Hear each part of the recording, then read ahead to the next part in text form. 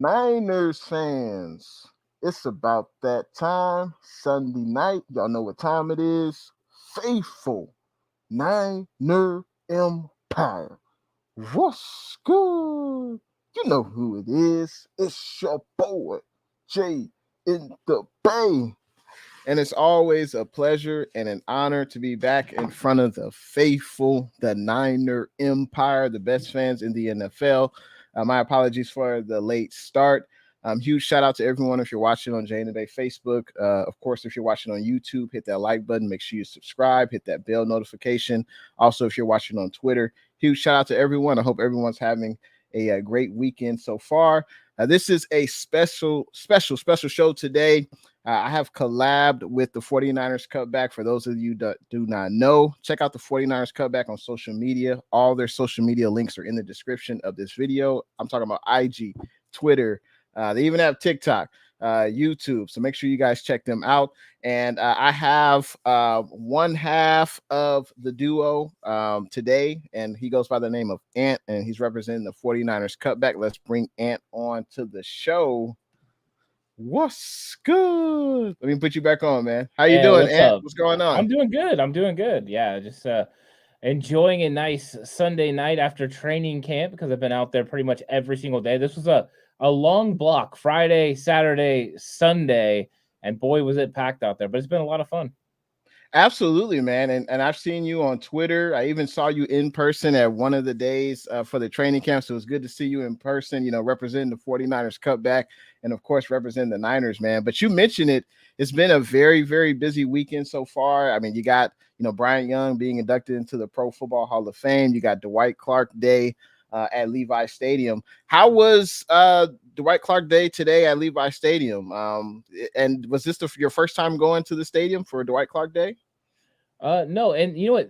It's interesting because they didn't have it in the stadium. They had it at the SAP Center again. So they had it a way smaller version than they had last year. We know me and you both went to the stadium last year, where they had close to 18,000 people there. This time, 2,500 people. So they definitely downgraded it. From everything I understood, the Red Hot Chili Peppers played at the stadium on Friday. They don't have the field ready to go. They're working on the turf to be able to have it ready for this Friday's game against the Packers. So that seemed to be the reason why everyone was saying that, the field just wasn't available. Wow. But it kind of stunk because it would have been really nice to have, 18,000 people in that stadium again. That energy last year was off the charts.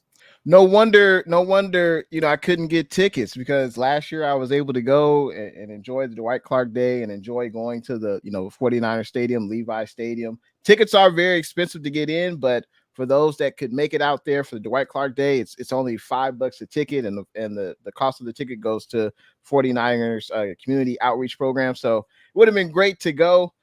Very unfortunate, but that makes sense. There was another event and they only were able to have 2,500 people. So that's unfortunate. But this show is nothing without the people in the comment section. And I got to say what's up to the people in the comment section, and thank you guys for attending, for tuning into the show tonight. So we have Spy Nick Danger in the building. What's good? Appreciate you tuning into the stream tonight. He says, go Niners, go Jay, go Ant. Appreciate it, man. Make sure you guys hit that like button. We also have Jess in the building. What's good? I believe Jess also is subscribed to 49ers Cutback, so I appreciate you coming over to my channel, checking me out. I appreciate that. And also she says hit that like button and subscribe. We have both Davids in the building. David McNew, he says, what's good, Jay? We need to drop Jimmy G like a bad habit. That's pretty good. David also says, what's good, brother Jay? What's up, Ant? What's good? And Ant, you are a busy man, and I did not realize you went to every single training camp. That takes obviously a lot of dedication. And that is something that should be admired, man. I could not go to every single training camp, and obviously you've seen a lot of the players, but let's go back to the beginning. How did you first start liking football? How did you become, a 49ers fan? Yeah, I was born into it. So my grandfather was a 49ers fan, and I'm born in 1982, so I'm right in the middle of the 49ers heyday. They were just coming off, their first Super Bowl victory. And my dad was a huge 49ers fan, and it was in my blood. I've loved football ever since then. And I think that, I watched them all through the 80s, the 90s, and of course, all the bad times in the early 2000s when we get to Dennis Erickson and all that. Those were tough, grinding times. But I really loved it. And along the way, I had a passion for football enough to be a coach. So I coached for over 20 years, all through high school and everything. Coach high school, the head coach at the end there in 2018, 2019, right when COVID was coming in. And in fact, the school I coached at ended up closing. So I needed a new avenue to express my love for football, and 49ers are my team. They've always been my team. So I thought, you know what, let's hop on, see what we can talk some football. And it's been a lot of fun so far. Did you know Alex before you started the 49ers Cutback with him, or how did that come about? Yeah. So actually, I met Alex when I was coaching. He was playing at the high school which I coached at. We met, and then he started coaching right out of high school. They made him the offensive coordinator of the JV team, and I was tasked with. I could see that. I was tasked with helping Alex, find his groove and get comfortable with being a offensive coordinator. So we worked together. I would get in the booth and help him call plays and things like that. So we got a good working relationship. And then me and Horst actually kicked off 49ers Cutback way back in April. I think it was 2020. And then we brought on Alex not too long after that. And we just all been kind of grinding together since then.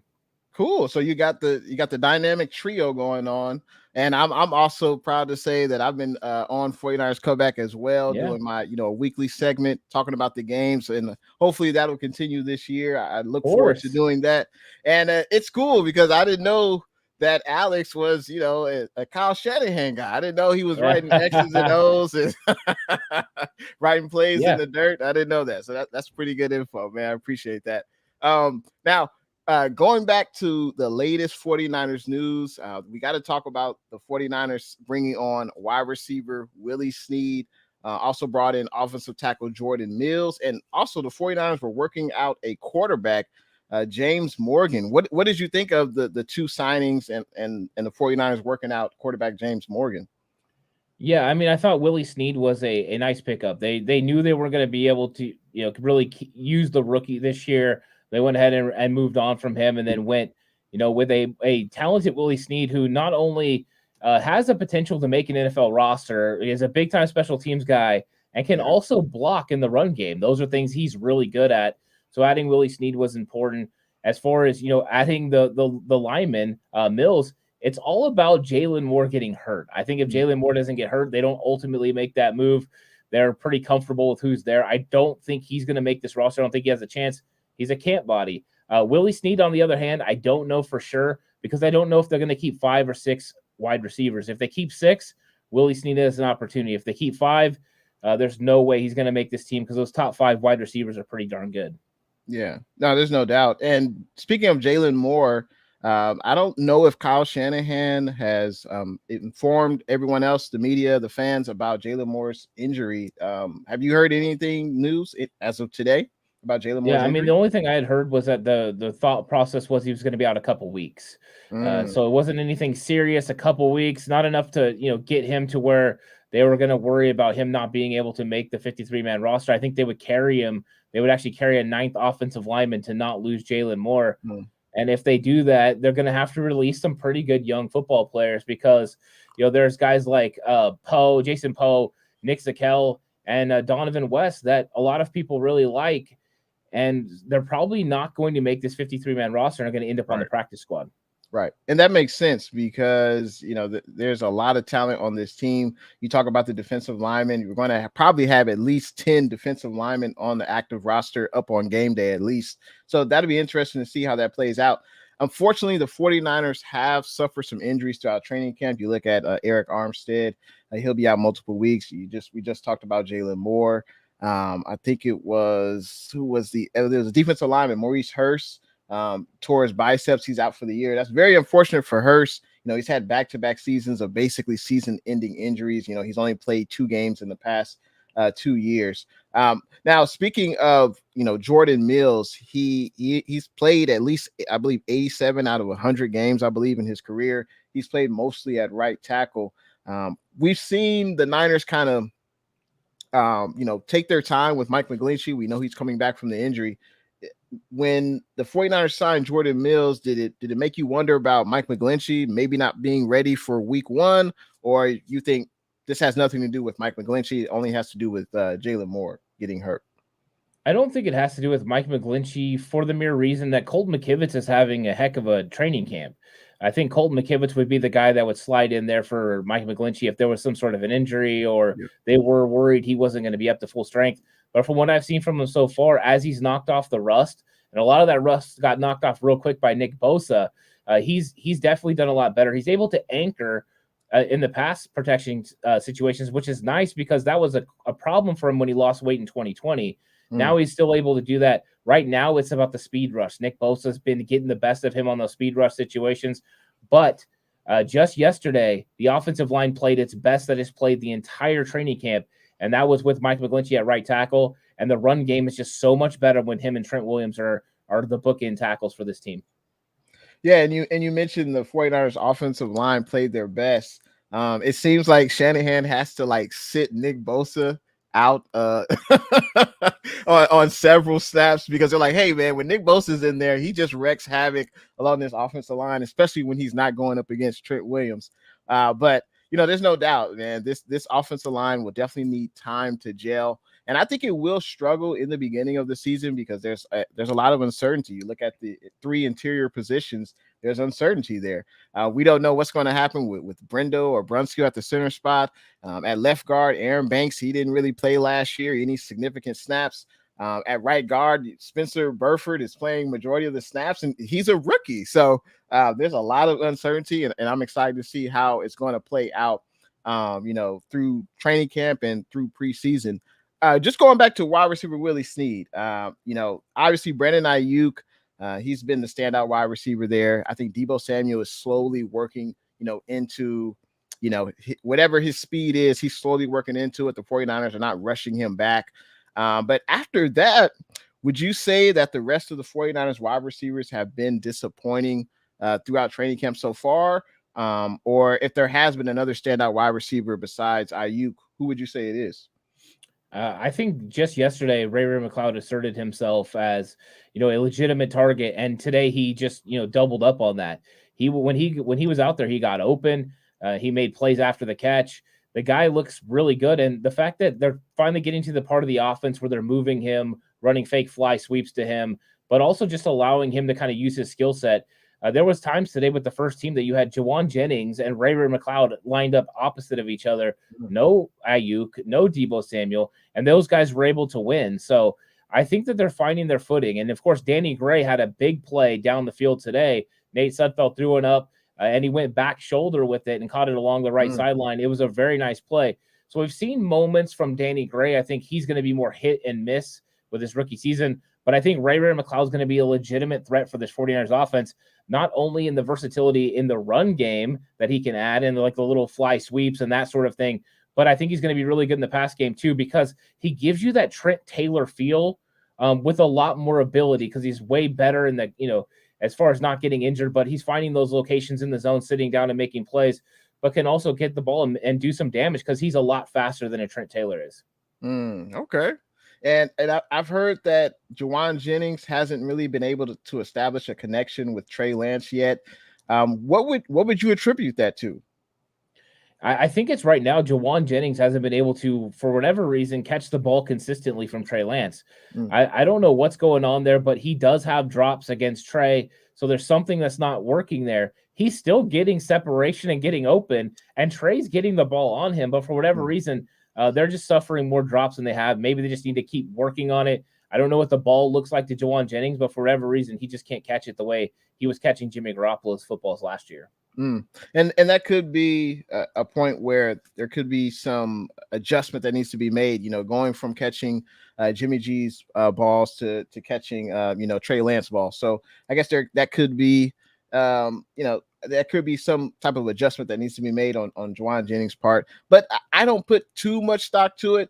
And I know there's been a lot of talk about the 49ers offensive struggles so far in training camp. I mean, they are going up against one of the best defenses, I think, in the NFL. And, you got Fred Warner, you got probably the three best linebackers when you put together in the NFL. Charvarius Ward, I mean, it seems like he's a godsend, right? I mean, we haven't had this type of cover corner maybe since prime time. I don't want to put that much expectations on Charvarius Ward, but he's looked very well in camp. And when you match Charvarius Ward, Emmanuel Mosley, and mind you, Emmanuel Mosley is in a contract year, he's going to try to get Charvarius Ward money. So he's going to, hopefully he can play at least 15, 16 games this year. And it could be the last year he's wearing the red and gold. I hope not, but I'd be surprised if the 49ers sign, Emmanuel Mosley to the type of contract that Charvarius Ward got. But how good do you think this defense can be? Can it be better than 2019? I think it has the makings of that because you have a deeper defensive line. And we know the defensive line is what makes this whole motor go. And they're just deeper. I mean, that was the problem in 2019. Once the depth got hurt, the rotation couldn't continue. So you had Armstead getting extra snaps, Bosa, D Ford got hurt and wasn't healthy consistently. These guys, I mean, if somebody goes down, they got another guy to step in that's pretty darn good. And then you're right, the linebacker group is the best linebacker group since Kyle Shanahan and John Lynch got here. That's not even close. I think it starts to rival the Harbaugh group, but we can't say that because Patrick Willis and Navarro Bowman were just too darn good. But yeah, the secondary with Charvarius Ward's good. What I like about the team is I believe that the defensive line is going to quicken the thought process of a quarterback, which is going to produce opportunities for the secondary to make plays. And what we've seen through training camp so far is they're taking advantage of those. Linebackers and safeties, corners are making interceptions, which is a far cry from what we've seen in the past. Last year, they had 10 the entire training camp session. Yeah. They're way past that now. I mean, they came up with 3 today. So I think that's going to be part of it. The other part is going to be when the secondary needs to lock people down, that's going to give the defensive line an extra second to get to the quarterback. So they're going to work in tandem together. So I really like that, along with the fact if you get Javon Kinlaw and Eric Armstead healthy and playing on the interior, they're going to make it easy for this linebacker group to be able to stop the run, which means you're probably going to have a lot of third and longs, which the 49ers can definitely be successful on. No, absolutely. And you mentioned this could be the 49ers' best linebacking core. I think this is the 49ers' best secondary. And I think best overall defense under the Shanahan Lynch era. So that could be a reason why, Trey Lance is struggling in practice. And as you mentioned, the 49ers have already had double-digit interceptions in training camp. It seems like they've had at least 1 or 2 interceptions a day. It seems like it. When I was there the 2 days, the first day I was there was Friday, a few days before the first padded practice. And whenever Trey Lance would take a snap, he had no time to throw. It didn't really matter who was in there. Bosa was getting after him. Samson was getting after him. He just didn't really have time to throw. And that's the same thing that happened again the second day I was there, the first padded practice, which was that Monday. Trey didn't really have a chance to throw. He would either, scramble out of the pocket, he would run, but he was still able to make plays. But like I said before, I think it'll take time for this offensive line to gel. I think week 1, this offensive line is going to look much different. 2 months down the road, week 10, week 12, I think the offensive line will be much better. And let's get to the Remilia Sports Report question. He's talking about Trey Lance struggling, and we know the Remilia Sports Report is a LA Rams fan. He says, question, Trey Lance struggled again today, going 4 of 12. I think 2 of those passes were drops. So that's not Trey Lance's fault. And another pick. He says, reports of the O-line struggling daily, Trey having growing pains. Are you both worried about the Niners not making the playoffs? What do you say about that, Ant? No, I ain't worried. I'm worried about the Rams making the playoffs and being able to handle the Niners when we get there. No, I'm not worried about it because I've seen how good the offensive line has got from last Wednesday when they opened training camp till now. It's tremendously different. I mean, that's the thing. You had moving parts, guys who weren't used to playing with each other. Now they're getting those reps and they're starting to look good. And it was just yesterday that offensive line was giving Trey Lance all the time he needed. And Trey Lance was absolutely picking apart the 49ers' very talented defense. So, I mean, is he going to have ups and downs? Yeah, he's a young guy, right? He's a young quarterback. But some of the situations that were presented today were because of good defensive play. Trey got some bad footwork going on one of them, overthrew Deebo Samuel. Another one, he had a choice route to Brandon Ayuk. Ayuk goes outside. He expects him to go inside because of Charvarius Ward's leverage, and he almost throws an interception to Ward. Those things are going to happen as these guys try to figure it out. But as a coach, you want bad things to happen in practice, so that way then you can coach them so they don't happen again. So I think really when it comes down to it, you don't care about the numbers. I don't care about results of plays. What I care about is these guys getting better every single day. And if Trey comes out on Tuesday and he's way better than he was, today, then I'm going to be encouraged about his potential to, make big plays when we get into the season. No, absolutely. Got to say, what's good to Niners Warriors? Thanks for tuning in to the stream today. Also have Kimberly. What's good? We got Livy's World as well. Livy's World says, "Hey, it's my boy Jay. How you doing on this Sunday? Doing great. Couldn't be better." Also have SF Niners Sports Nation in the building. What's good? Appreciate everyone tuning into the stream today. Feel free to hit that thumbs up button. Yeah, but as far as Trey Lance struggling, I mean, I can't really say it any better than you did. He is a rookie quarterback. Basically, it's his first full year starting, so I do expect to see some growing pains, especially with question marks at the interior offensive line. And also, going up against an elite defense. So I don't put too much stock into it. I'd rather see, as you said, the growing pains now. And there will be growing pains in the game, in the regular season games. There will be. He's not going to not throw any interceptions. He's not going to make any mistakes. That's just not going to happen. He will make mistakes. Look at Matt Stafford. He led the league in interceptions, right? And it didn't matter at the end of the day. He won a Super Bowl. So mistakes will happen, but as you said, as long as he overcomes them, he learns from it and he doesn't make that same mistake again. Because we've seen number 10 make those mistakes, too often, and that's why he's no longer. Well, he won't be on the team now. Let me play devil's advocate a little bit about Jimmy G. You look at a general manager's job. The general manager's job is to put the best, 53-man roster together on an NFL team. You look at Bob Myers for the Warriors. He's supposed to put the best 12 to 15 guys on a basketball team. You look at, Farhan for the San Francisco Giants, general manager. He's supposed to put the best, 25 guys on a major league roster. If John Lynch, if that's his job, why wouldn't he have Jimmy G be the backup quarterback for this team? Because we know Jimmy G is better than Sudfeld. We know Jimmy G is better than Brock Purdy. If that's John Lynch's job to put the best 53-man roster together, why not keep Jimmy G as the backup? What do you say to that? I mean, that makes sense, right? If you're trying to build the best roster for this season, then you keep Jimmy Garoppolo because he's obviously would be the best backup in the NFL. Yeah. But it's also John Lynch's job to make sure they're fiscally responsible so that way they're able to put together the best roster in 2023, 2024, 2025, and being able to keep Nick Bosa, maybe Dre Greenlaw, Mike McGlinchey. These guys are going to be coming up and available on free agency. You have to be able to bring those guys back, and Jimmy Garoppolo's money would definitely go to help you be able to do that. You could automatically front load some of these contracts. So you want to make sure you have at least $5 to $6 million in operating costs. The 49ers have already eaten some of that up, by making some of the moves that they've made. So the Deebo Samuel extension used an extra like $1.5 million off of that. So they have about $4 million left. I think they still plan on moving on from Jimmy Garoppolo, but you're right. I mean, if you're just talking about putting together the best 53-man roster, it would mean Jimmy Garoppolo is a backup quarterback. I just don't think anyone really wants to pay Jimmy Garoppolo $27 million, to potentially stand there and just listen to the headset on the sideline. No, that's very, very good point. I don't see Jimmy G taking a pay cut to stay with this team. I mean, let's all, take it and put yourself in the Jimmy G shoes, right? Would you want to be with the 49ers at this point? I mean, I know they paid you handsomely. You're a rich man, but they drafted your replacement. They basically said, hey, you're not good enough. That's why we have Trey Lance here. I don't think Jimmy G wants to be there. I wouldn't want to be there if I was Jimmy G. Let's just be real.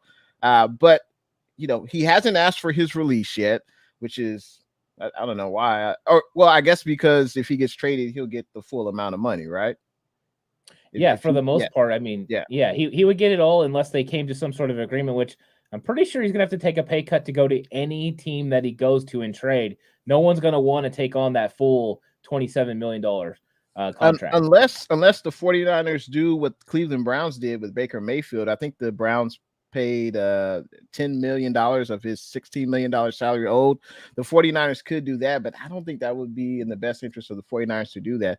I think you might as well just outright cut him, because the compensation you'll get in return, even if let's be real, Niners not going to get a second or third round pick for Jimmy G.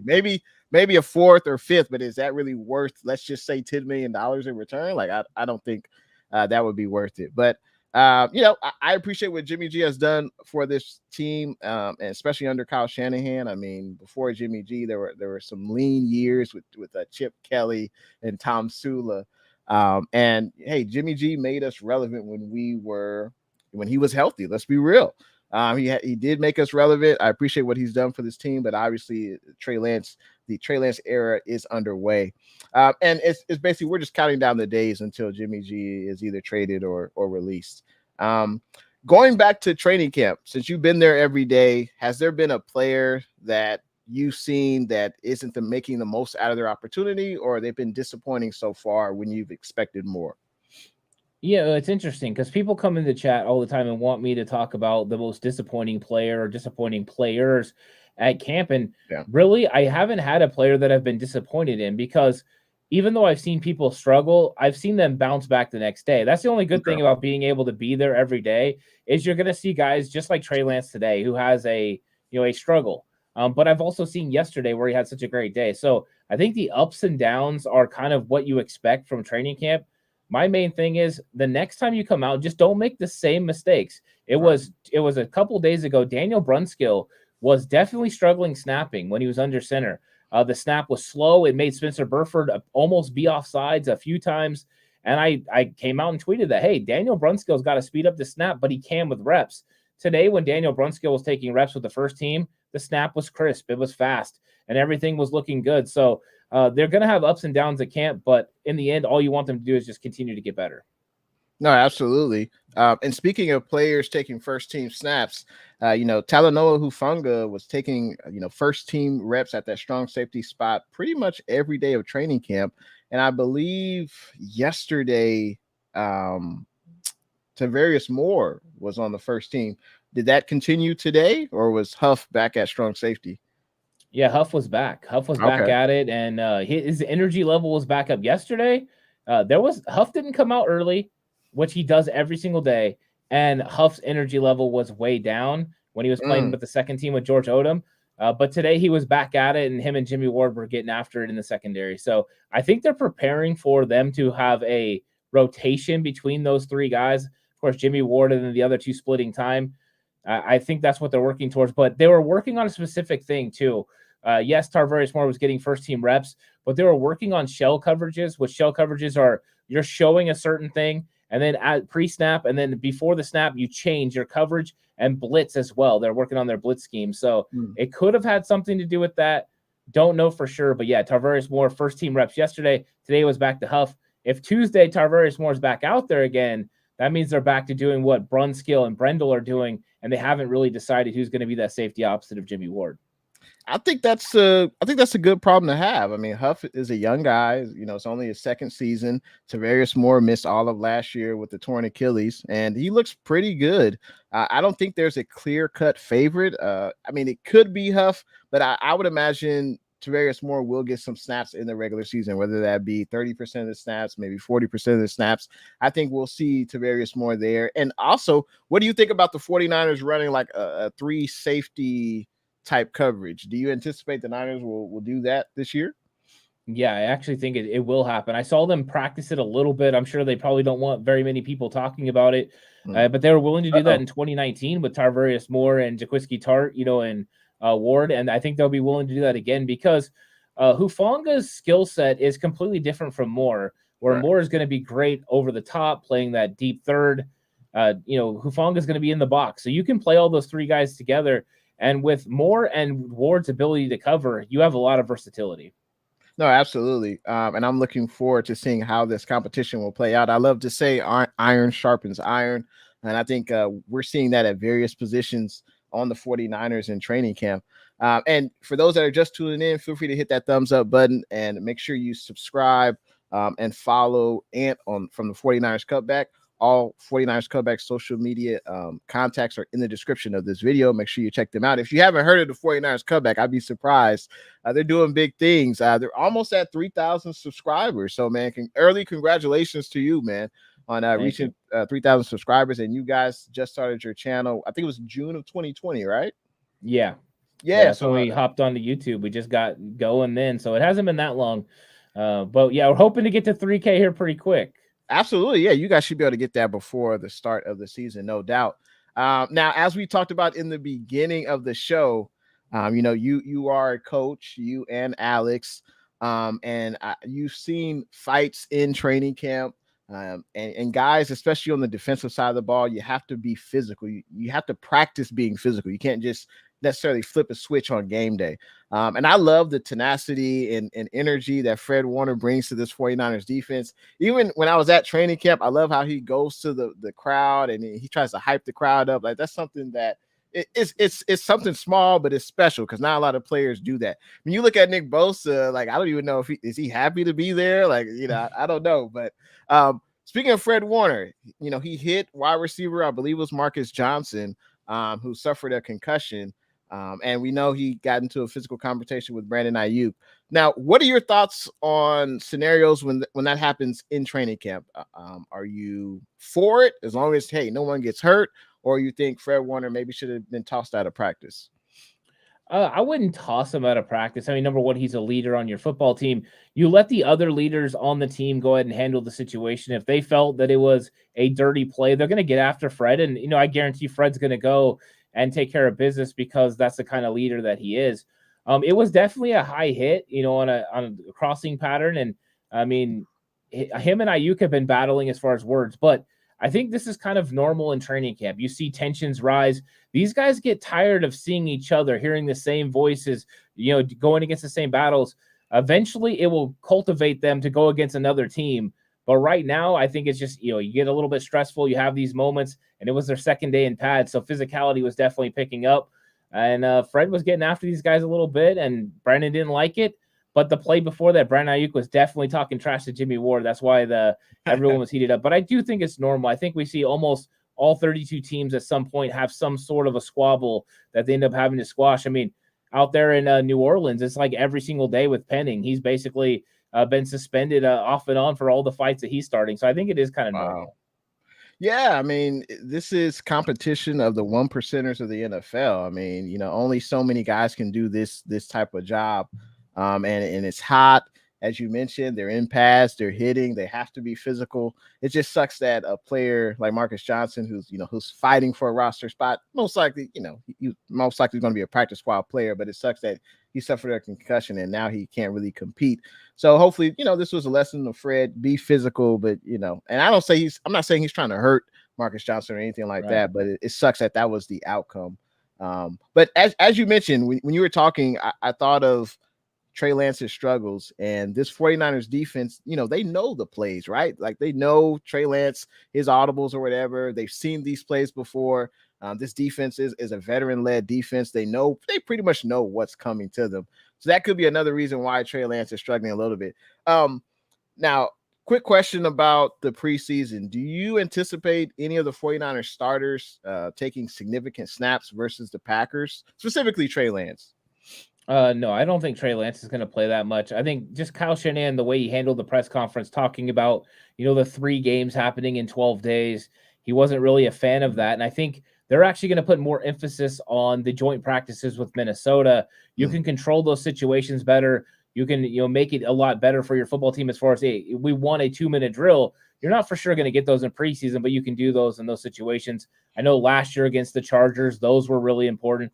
I don't think we're going to see a lot of starters. I think we will see the young guys, maybe Aaron Banks, Spencer Burford. Those will be guys that could play. Drake Jackson. I know he's not a starter, but I think those are the names you'll see out there playing. And really, those are the guys that I think everyone should be excited to see, because you already know what you're going to get from most of them. Right. But yeah, you're going to have to wait on Trey Lance a little bit. I don't think we're going to get a whole lot of him in the preseason this year. And that could be a reason why they were working out quarterback Jordan Mason, maybe as a camp arm. That could be a possibility. And I would say I'm excited to see, TDP run the ball, because I think he'll get a lot of carries. Also, Jordan Mason, the running back as well. I'm excited to see him get some run. Who knows? I think he's kind of on the edge of the roster. Will he be able to make it? I think it's between him and maybe Jeff Wilson Jr. I tend to give an edge to Trey Sermon because I mean the guy was a 3rd round pick. You can't cut a 3rd round running back. And Kyle Shanahan does not like to admit when he's wrong. And I don't think there's no way in hell that Trey Sermon is going to get cut. I just don't see that happening. But it is an exciting running back group, that's for sure. And I'm excited to see what they'll do in the preseason game. And we are 5 days away from the first preseason game. So I'm definitely looking forward to that. Gotta say, hot diggity dog. I appreciate that $5 super sticker, Blue True. Appreciate your continued support of the show. Appreciate that. Let's go back to training camp. Alex Mack retired. He was with the 49ers. He was with Kyle Shanahan through previous stints when he was with Cleveland and Atlanta. Alex Mack brought, veteran understanding. He was able to call out plays at the line of scrimmage. He was able to say, hey, that linebacker's coming in. Maybe you should audible. Now, there's uncertainty at that position, obviously, that Alex Mack retired. You got Jake Brendel, who hasn't really played any significant snaps in games. Brunskill can do it all. He's played tackle. He's played guard. He's played some center. He can do it all with the 49ers along this offensive line. Who do you think wins the center position battle? Jake Brendel or Brunskill? Or it could be a different player. Yeah, it's interesting. I've been going back and forth. During the week, I saw the way Brunskill was blocking, and I wanted to roll with Brunskill. And then I saw his struggles with the snap. And then I was like, oh, I'm going to go with Brendel because Brendel's looking more consistent. And then today it was back to Brunskill and Brendel, both doing things very well, and both of them, not really separating themselves from each other. So I think this is really going to play out in the preseason. These are two guys we might actually see significant reps from playing in front of Nate Sudfeld. Let's see what happens when these guys get out there, because right now they're working really good in tandem with these guards as far as starting to get the run game going, pushing to second level. They're doing those things. They're both athletic enough. I don't think there's enough of a separation to yet know who's going to win this job. So I think it's one of those things where I thought for the first time a couple days ago, Daniel Brunskill might not actually start. And I thought that there was no way Daniel Brunskill wouldn't either start at center or guard, but that actually is a possibility now. And I never thought that was the case. But I'm not going to count him out of the center job yet. So I'm going to let this thing play out. But I have no idea right now who's going to start of these two guys. They both have good techniques and they're both playing pretty well. I think Kyle Shanahan definitely values the center position. We went out and got Alex Mack. Before that, we signed a veteran free agent. His name is escaping me right now, but his career basically ended due to injury. Weston Richburg. Right. So the 49ers do value that center position, and I don't believe we've ever had a rookie really play significant snaps at the center position. No. We know, Kyle Shanahan loves his crafty veterans. You think about Tom Compton last year starting at right tackle, and people were like, what are you doing? Starting Tom Compton. And I think he played pretty decently at that right tackle spot. And I say that to say, I think Brunskill has the edge. I think Shanahan trusts Brunskill. We've seen Brunskill, perform. Let me go back up. We've seen Brunskill kind of get manhandled at times in pass blocking situations, but we've also seen him put the clamps on Aaron Donald. So we've seen the highs and the lows from Brunskill. If I had to make a wager on it, I would say Brunskill gets the nod, especially since you say that there's not a huge separation from Brendel and Brunskill. So I think you give the nod to Brunskill just because he knows the system. He may not be great at snapping, but hopefully, maybe that'll work itself out. We'll see what happens, though. We'll see what happens in training camp and in preseason games. Because obviously, like you said, those two guys are probably going to be one guy will start, another guy will back up, and we'll see that competition play out.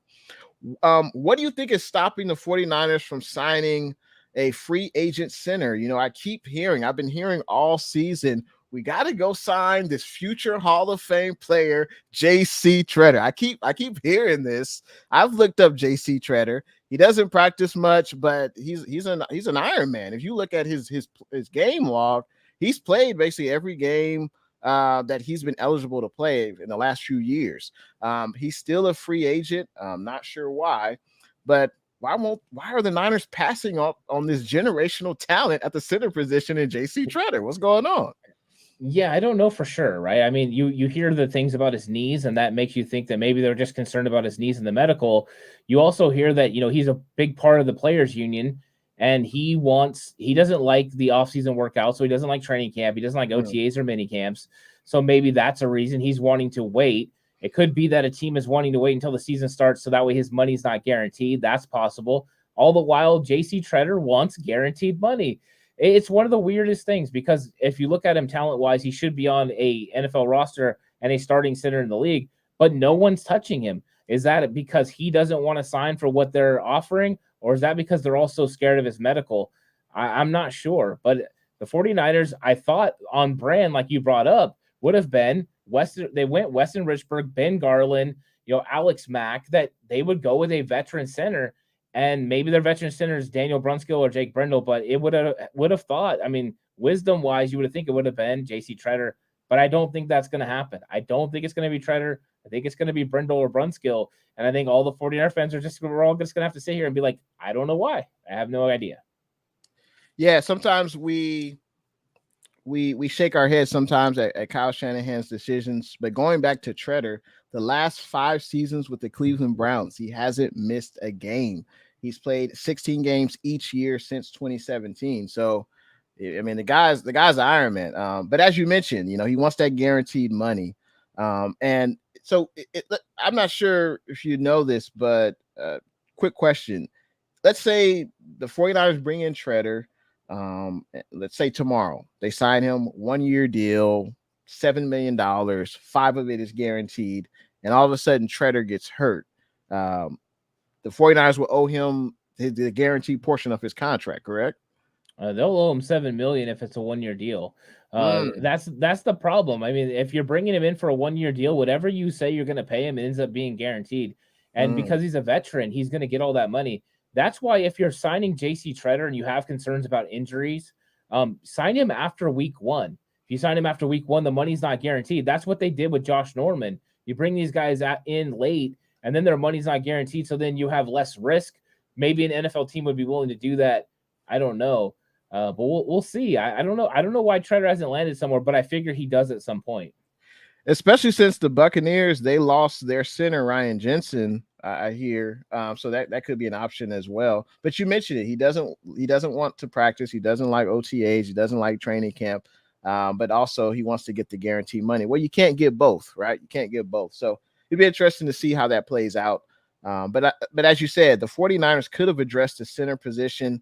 I was back during the draft. I would have loved if we got Tyler Lindstrom. I wanted to get a young center, kind of like how Peyton Manning had Jeff Saturday. I would have loved to give Trey Lance an opportunity to develop with the center, and they could have a long career like Jeff Saturday and Peyton Manning did. But the 49ers did not address the center position in the draft. I know we got some UDFAs, but for whatever reason, Shanahan was okay with going with either Brendel or Brunskill, and I guess the best man for the job will win. And I guess we'll see how that plays out.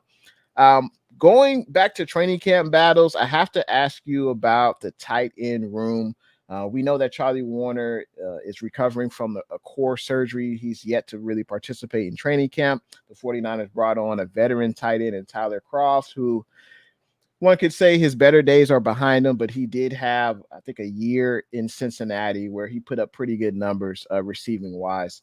The 49ers also brought on Tanner Hudson. And I believe when I was at camp, he made a few good plays. He seems to be a guy that really stands out in practice, not only because of his height, but just he's able to catch the ball. And he's got some wheels on him, too, after he catches the ball. My question is, once the 53-man roster is set, who do you envision will be in the tight end room, and how many tight ends do you think the 49ers will keep on the 53-man active roster? Yeah, I think they're going to keep 3 tight ends. I think the question is, how is Charlie Warner going to be? If Charlie Warner starts the season on the PUP list, that means he doesn't count against this active 53-man roster, so they'll end up having actually 4 tight ends around. But I think that Charlie Warner would be one of them. Now, I'm going to go ahead and say that right now he ends up on the PUP list to start the season. That would mean he's out the first 6 games of the year, and you're going to roll with somebody else. I think Tyler Kroft is tied in too. From everything I've seen today, George Kittle didn't practice. Kroft was taking first team reps. So Kroft is tied in too. I think after that, it ends up being Ross Dwelley. Dwelley's blocking has been better in training camp so far, and he's still a threat in the passing game. But you're right. Tanner Hudson has looked pretty good in the passing game as well, and his blocking hasn't been too bad either. He's definitely pressing. He made another really nice play today as well. And then Troy Fumagalli's kind of fallen off. He's a good blocker, but in the receiving game, he hasn't been a threat at all over the last few days of training camp. So I think that's kind of how it goes right now. Kittle, Tyler Kroft, Ross Dwelley, Tanner Hudson, Troy Fumagalli, and all the while that depends on Warner being on the PUP list. And if he is, then Dwelley makes the team. If Warner's not on the PUP list, I think Ross Dwelley ends up getting released. Wow. And I would say, from watching Ross Dwelley, he's just a Jag. He's just another guy. He doesn't really excel in the passing game, or for whatever reason, Jimmy never threw to him when he was in there. For whatever reason, Jimmy never threw to him. I just don't see. I would be willing to bring in, Tanner Hudson on to replace Ross Dwelley. But we know that Shanahan values, run blocking, and we do that a lot here on the 49ers. So you got to be able to run block if you're a tight end. So it'll be interesting to see, how that plays out. And unfortunately, Jordan Matthews, he was converting to a tight end. Unfortunately, he tore his ACL, and he'll be out for the rest of the year. So that's another player that, unfortunately won't be able to make an impact. Even though it was a long shot for Jordan Matthews to make the 53-man active roster, but we know he's a pretty good receiver at the tight end position. But unfortunately, he suffered, an injury.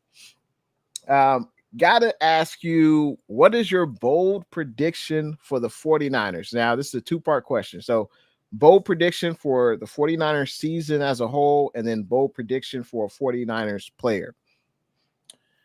Okay, so first off, I'll start. Okay, I think the team's going to make the playoffs. I think the team's going to have a nice run. And I think that Trey Lance is going to be pretty consistent. And I actually had somebody come through the chat, is 49ers George 365, and said, Trey Lance puts up about 3,000 yards of total offense and 25 touchdowns. And I'm going to kind of roll with what 49ers George said, except I'm going to say he goes about 3,500 total yards on offense and then around 25 touchdowns, and leads the 49ers to the playoff in the first year. And then let's see what happens with this great defense and run game. But that's my bold prediction, that Trey goes for 3,525 touchdowns, which I think everyone thinks gets them to the playoffs and maybe the promised land. We'll see. As far as player, I think this is the year that Brandon Ayuk breaks out. I think Brandon Ayuk has himself one heck of a season, because there's going to be so much attention paid to Deebo Samuel. I think Deebo Samuel is going to get a lot of attention, and then George Kittle. And we got a natural chemistry, going on with Brandon Ayuk and Trey Lance. So I think this year, Brandon Ayuk eclipses 1,000 yards in receiving, and he comes up with double-digit touchdowns. I'll give him 10 touchdowns, and I think he just has himself one heck of a year. Yeah, I mean, Trey Lance, if he threw for 3,500 yards over a 17-game season, that's about 205 yards per game. So I could definitely see that happen. I would raise it. I think he would go at least 4,000 passing yards in this offense. I could definitely see that. And I like the Brandon Ayuk, progression that he's doing. He's looking pretty good in camp. He obviously has a much better rapport with Trey Lance as opposed to Jimmy G. Trey Lance will actually throw the ball down the field, and that's what Brandon Ayuk loves. So that is a great, that was a nice prediction. I like that. Gotta say, what's good to Sejan. Appreciate you coming into the stream. You are a Seahawks fan, but man, you are always welcome. And that goes for any fan base. You're always welcome to tune in to the show. Hope you're having a great Sunday. Now let's talk about, let's see, already talked about, let's go back to the defense. Now I mentioned earlier about the 2019 roster compared to this roster. Who do you think has the better defense? When you're looking from 2019 and this year, what would you say? Yeah, I think that number one, the defensive line is better. Bosa is just farther along in his development, so he's better than he was his rookie year. That's number one. I think you are missing a D Ford presence. In 2019, D Ford was that speed rush element opposite, and Bosa was crazy. But you make up for it with tremendous depth in other areas, with that Samson Ebukam, Charles Omenihu, Jordan Willis, and now young Drake Jackson. rotating, and you have Kinlaw and Armstead on the inside who are better run stoppers than Buckner, for instance. Buckner would have got them in the past, but as far as pass rush, but as far as run game, they're definitely going to be better in that area. But linebackers, I don't even think it's close because you had a young Dre Greenlaw, so he's better in that department. And then it was Quan Alexander who struggled to make tackles and struggled with angles. You don't have that with Aziz Al-Shire. He's a little bit better than Quan in those areas. And then in the secondary, it's not Richard Sherman, who I love Richard Sherman, but it's Charvarius Ward, who can definitely handle man coverage. Emmanuel Mosley's better than himself. So he's better now than he was then. And I think that's part of the upgrade situations. You have upgrades with Jimmy Ward. The only question mark you would have would be, your nickel corner spot with K'Wan Williams or Darquez Denard, and with, whoever it is, Tarvarius Moore or Talanoa Hufanga and Jaquiski Tart. Those are the matchups. But overall, I think this defense is just a little bit better because it's a little bit deeper. Yeah, I think 2019. We haven't seen what this defense can do so far, but on paper, I think they look a little bit better. But 2019, you had Jaquiski Tart, and granted, he's not necessarily a playmaker. He's not going to get interceptions, but he is a veteran. He can make plays on the field. He knows where everyone needs to line up at, and I think that was a pretty good tandem, Jimmy Ward and Jaquiski Tart. When both players are healthy, I think that was a really good tandem. You mentioned Richard Sherman. He was never a speedster, but he definitely brought an intensity and attitude that kind of reminds me of what Fred Warner's trying to do now. And I love to see that at the cornerback spot. He loved to tackle, great in zone, and he was just a heady player. He knew what was coming, before the play, was run. Like he's seen it all. And there's no doubt Richard Sherman, is a Hall of Famer. You mentioned the nickel corner spot, and we haven't really touched on that, but let's get into that now. K'Wan Williams, no doubt. I think he was really good at that spot. He was able to blitz. He was able to cover. And he really made the most out of his opportunity in the red and gold. And I wish him the best. Unfortunately, he's no longer with the Niners. He's with the Denver Broncos. But, who has the edge? I know Darquez Denard this year has been taking a bulk of the, first string snaps. And I hear that Samuel Womack also, took some first team reps as well. So who do you think has the edge, Darquez Denard or Samuel Womack? Yeah, I think right now is Darquez Denard. I think that they want Samuel Womack to continue to develop. I'm not saying that halfway through the year Samuel Womack won't be able to come in there and push Denard for the spot. But Denard looks extremely comfortable. He understands where he's supposed to be, and he just does, everything right. And I think that's right now. Womack is still learning, where he is right now. He's treading water sometimes, to keep his head up and just, find out where he's supposed to be in zone coverages and things. When it gets to man situations, he's lightning. I mean, he can drive on the football. He's really good with his hands as far as pass breakups. So I think he's got a lot of potential and talent. The one thing to watch is I watched Darquez Denard get hurt today while shedding a block and injuring a finger on his left hand. It bothered him for a while. He continued to get some reps. So let's see if he's able to come back in there. Hopefully it's not a situation where it's like a torn ligament or anything where he has to have surgery and misses some time, because I think this defense would look really good with Ward, Mosley, and Darquez Denard as the, that nickel group. I think it sounds pretty good. And speaking of the secondary, Jason Verrett, unfortunately, he tore his ACL last year in the first game of the year against the Detroit Lions. He's slowly working his way back. We know he's currently on the PUP list, and I would imagine that he starts the season on the PUP list. The 49ers are in a great situation that we do not have to rely on Jason Verrett to be our best corner. Now, we know in 2020, he had basically a Pro Bowl season. He was the best corner on the team. But as he works his way back to form, we have depth in the secondary. You mentioned, Darquez Denard. Hopefully he's okay. Like you said, nothing torn, and all the young guys that we've drafted over the last, 2 seasons.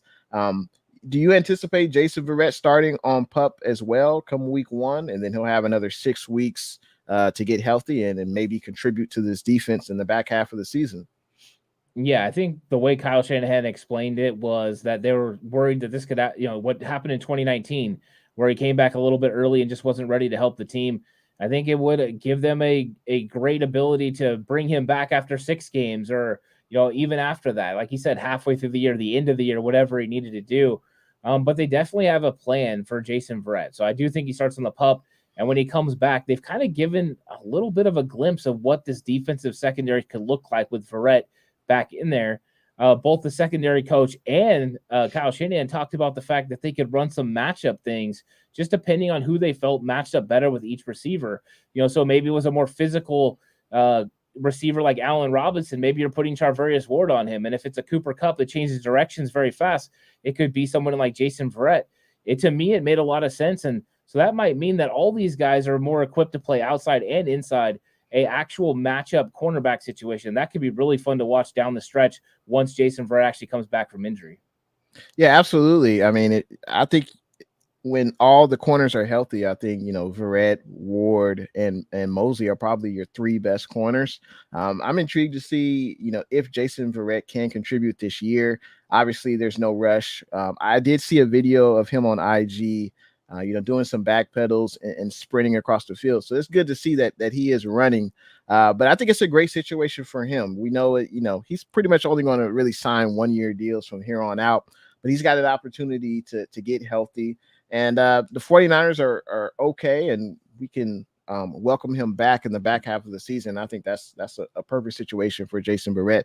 No need to rush him like we did, in 2019, because we absolutely needed him. So definitely looking forward to seeing that nickel position play out, because we know K'Waun Williams held it down when he was here with the 49ers. So there's definitely a void there.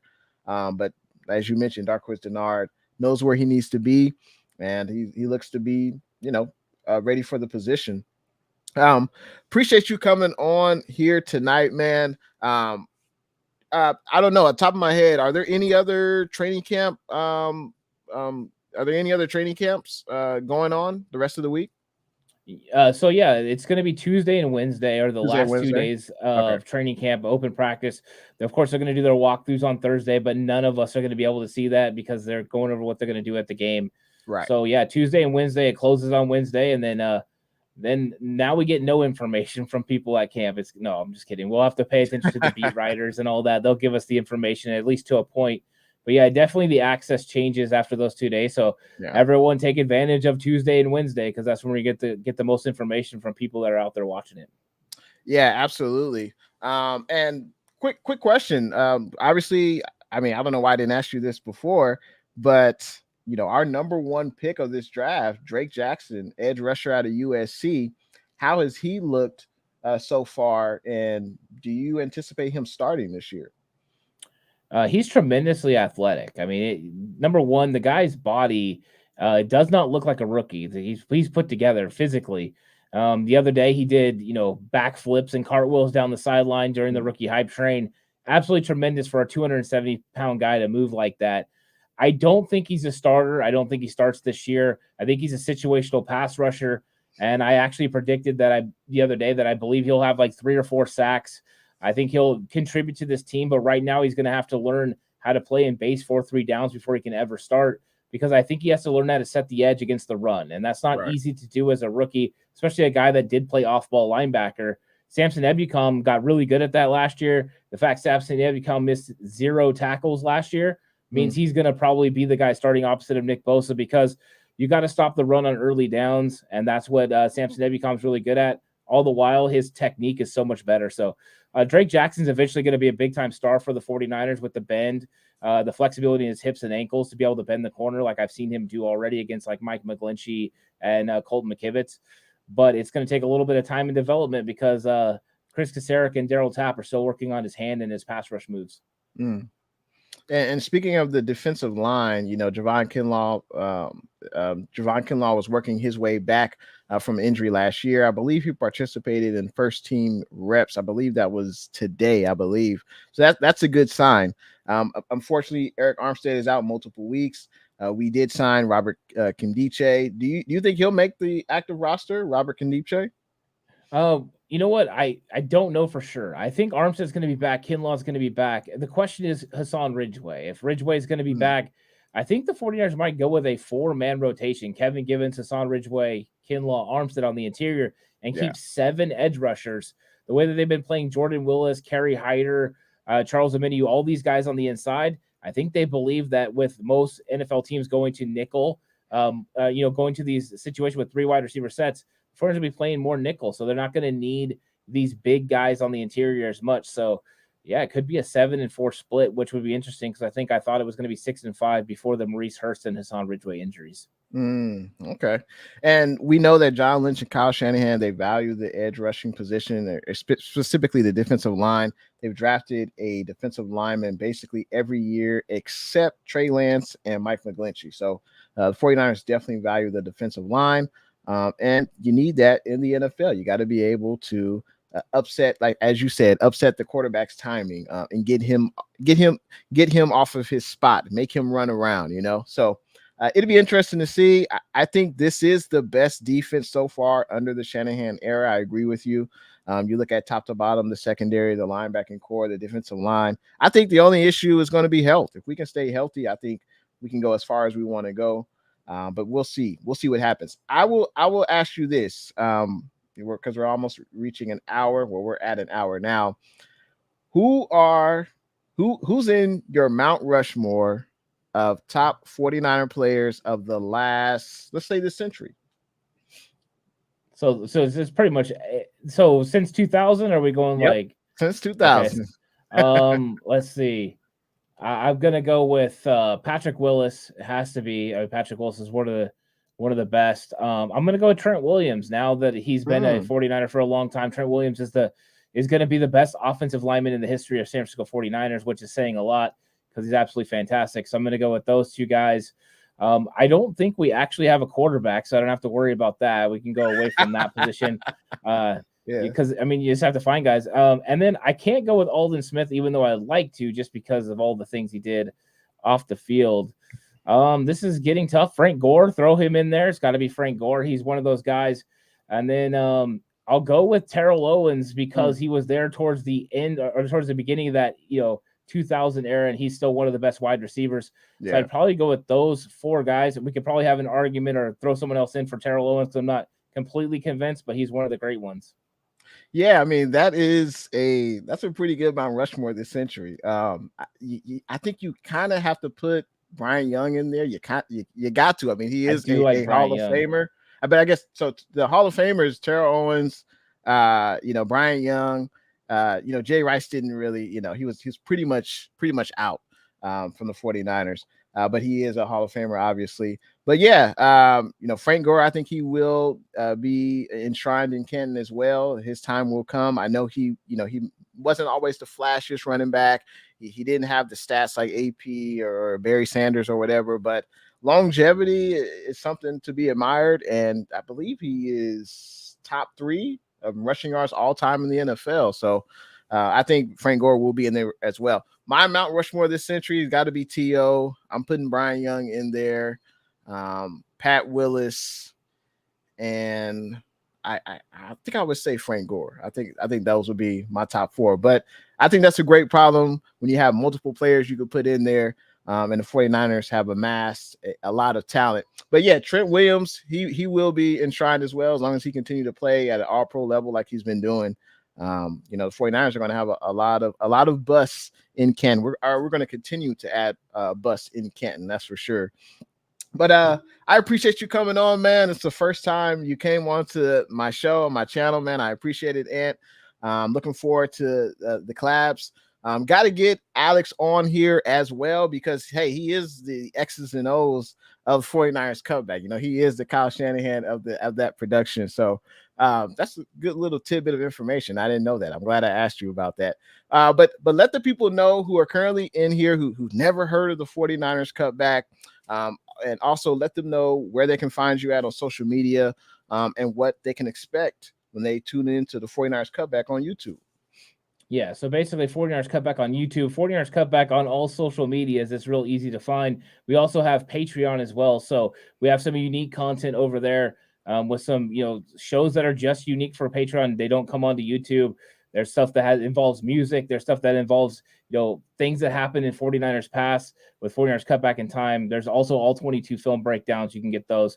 But when you tune into 49ers Cutback on YouTube, or any of our other, audio platforms, you can listen to us talk from a coaching perspective. That's kind of our angle. That's what we do.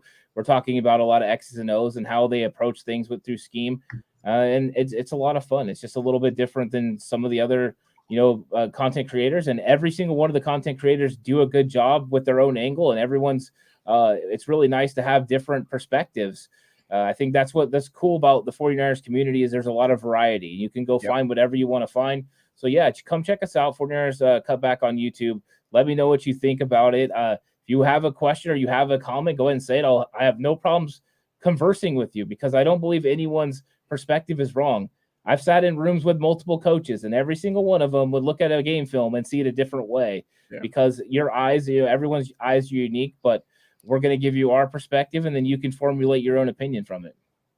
Absolutely. And as you said, at the 49ers Cutback, you get a unique perspective. I've never been a coach. I mean, I have been a coach on Madden, but that's not the same thing in real life, So I've never been in the huddle calling plays. So that is a unique perspective that you bring to the audience. And that's why you're almost at 3K subscribers, man. So, man, it's been a pleasure to have you on today.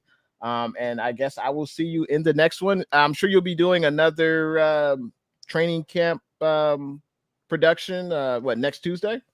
Yeah, next Tuesday and Wednesday I'm going to be out the training camp, so I'll come back. I drive back. It usually takes me like an hour and a half, 2 hours drive to get back to my place. But I go live about 3:30. So if you guys want to come by, I'll give you firsthand knowledge of what I saw there, and we can have a conversation. You have questions, I pretty much answer every single question that comes through chat. So I just think it's a lot of fun to interact with everybody.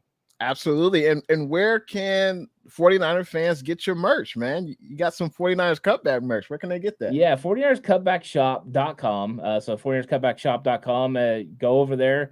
Look around. We got some things that are 49ers inspired with some unique 49ers inspired stuff. We have 49ers Cutback merch as well. And we're always adding to the store. In fact, I got new stuff I need to drop here pretty quick because I have some more shirts and stuff that I haven't put up yet. Absolutely, man. Well, it's been a pleasure. I'm looking forward to the next time we collab, man. You have a great rest of your weekend, and I'm looking forward to when you report on what's going on training camp on Tuesday, man. Yeah, thank you, and thank you for having me on the channel, Jay. We've always had such a good relationship. You were one of the first people to ever come on our channel, so it's always been great, and I'm looking forward to working with you again during the season. You do such a great job with the What's Good show over on the 49ers Cutback channel. So I'm looking forward to seeing that again because it's one of my favorite ones to watch and listen to. Appreciate that, man. Appreciate the kind words. I'm looking forward to doing it week 1 against the Chicago Bears. Definitely looking forward to that. But man, it's been a blast, and you continue to put out great content on the 49ers Cutback YouTube channel, and make sure you guys check them out if you haven't already. Make sure you subscribe and follow them on all their social media. All the links of that social media are in the links of the description of this video. So it's pretty easy. You just click on the link. But you have a great rest of your night, man. I'm looking forward to our next collab, man. Sounds good. Can't wait. All right, man. Take it easy. Later. All righty. That was Ant from 49ers Cutback, man. Very knowledgeable. And like he said, he's coming from a coaching perspective. So that is very unique. Not everyone has been a coach. I mean, I've been a coach, but only on Madden, which don't really mean nothing. But it's pretty cool to hear their perspective on things, because there's certain things like, man, I didn't even think about that. But man, they are a very, very knowledgeable group over there at the 49ers Cutback, man. And I'm looking forward to our next collaboration for sure. Appreciate everyone who tuned in to the stream tonight. Hopefully you guys have a great rest of your night. And I believe the next training camp session will be on Tuesday. Looking forward to seeing that. But everyone have a great rest of your night. Huge shout out if you're watching from intheBay Facebook, intheBay YouTube, or intheBay Twitter. And I appreciate everyone tuning in tonight. Feel free to hit that thumbs up button. Make sure you subscribe. Gotta say what's good to CarCast, man. Thanks for tuning in tonight. Another 49ers content creator, man. Thanks for tuning in. We got Payo Time in the building. What's good? And 49ers First Takes just came through. What's good, man? He says, hey, my man, sounded great, by the way. I appreciate that, man. I appreciate that. Got to invest in your brand, man. Got to invest in your brand, man. And I know you do that as well. So appreciate everyone tuning in tonight. Huge shout out to Blue True. Appreciate that $5 super sticker. And thanks for joining me tonight. Until we meet again. See you guys in the next one.